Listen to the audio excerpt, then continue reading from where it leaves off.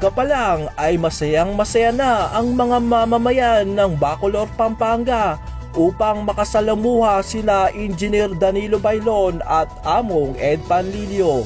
Sa Bacolor, Pampanga, nasa mahigit o kulang na 800 ang mga mapapagkalooban ng libreng bigas at mga dressed chicken. Nagkaloob rin ng medical assistance sina Bailon at Panlilio sa mga tao na humihingi ng tulong pang-medikal sa pamamagitan ni Konsehal Jason Castro Sicat. Samantala, mga supporters ng Team Bailon Panlilio sa iba't ibang parte ng Pampanga masigasig na nag-aantay na makadaupang palad sina Bailon at Panlilio. Sa Santa Lucia, Santa Ana, Pampanga naman, ang mga senior citizen naman ang nasiyahan nang makita nila ang kanilang matagal nang hinihintay na bumisita sa kanilang lugar.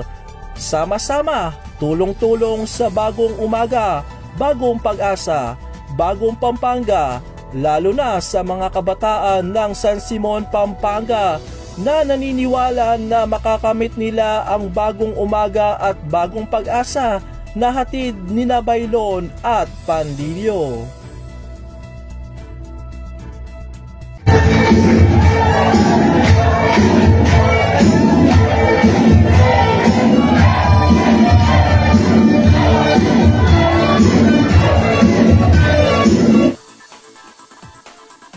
Ako, si Ronald Esney, nag-uulat mula sa Newsreel TV, your daily dose of reliable news right at your fingertips.